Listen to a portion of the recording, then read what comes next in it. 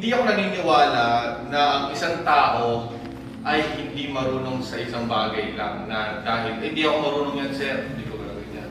Common reasons ng mga iba kasi, sorry kasi hindi ko alam kung paano gawin yan, hindi ko alam kung paano, hindi ko alam.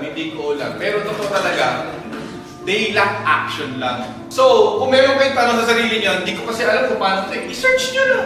Yung iba lang kasi, is hindi napupunta doon sa gustong goal nila kasi they lack not information, but they lack action. Isipin nyo, nag-gym kayo, tapos meron nagsalita, "Oy boss, mali yung ano nyo, mali yung pag-gym nyo, kailangan paganto." Okay, okay. Kung isa lang nagsasalita, isa lang yung nagsasabi sa kanya ganun, okay lang.